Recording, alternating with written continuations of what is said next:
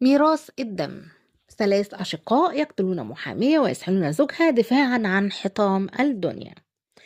السلام عليكم ورحمة الله وبركاته.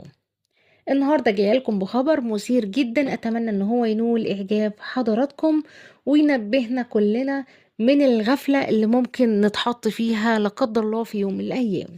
فضلا وليس أمرا الاشتراك في القناة وتفعيل زر الجرس عشان يوصلكم كل ما هو جديد، ونبدأ بتفاصيل الخبر. تخيلوا لما الخلاف على الميراث يوصل لحد ايه. قصة صادمة حصلت في الدقهلية.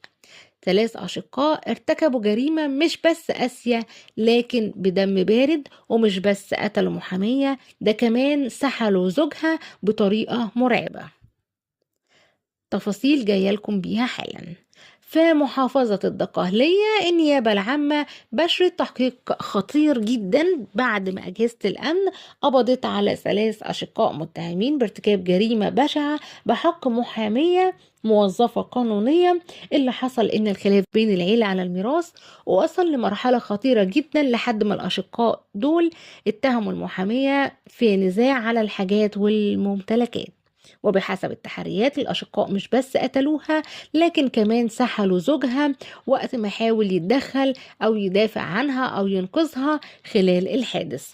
الواقعة دي عملت صدمة كبيرة في المحافظة، والنيابة العامة دلوقتي بتكثف التحقيقات عشان توصل لكل تفاصيل الجريمة وتفهم دوافعها الحقيقية. للأسف ما كانتش المحامية الشابة تعرف إن قرار التمكين اللي سعى زوجها لتنفيذه بالقانون هيكون هو قرار وفاتها اللي هيوقعه أبناء شقيق زوجها بدم بارد في قلب مركز نبرهوة بمحافظة الدقهلية، تحديدا فوق تراب منزل كان يوم من الأيام بيجمع العيلة تحت سقف واحد. اتحولت صلة الرحم لعداوة شيطانية، وانتهت جلسة الميراث بجنازة مهيبة لم تكن في الحسبان.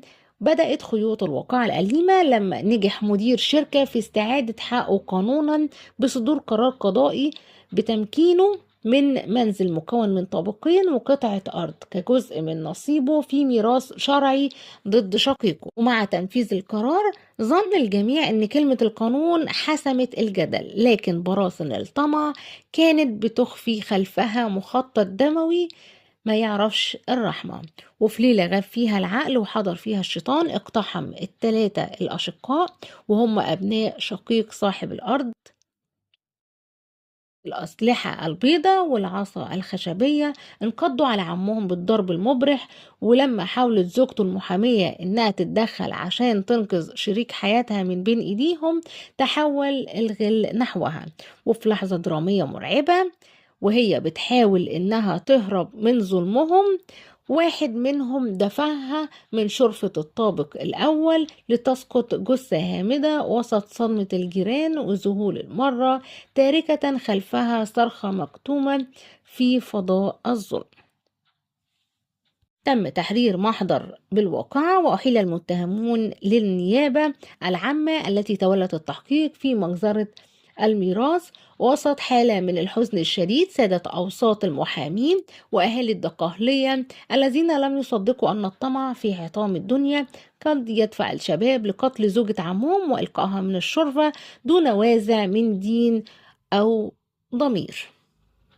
القصة دي بتطرح سؤال مهم: لحد إمتى الخلافات العائلية ممكن توصلنا لقتل؟ وإزاي يفضل إنسان يتعامل في النزاعات بدل ما الأمور تتأزم بالشكل ده؟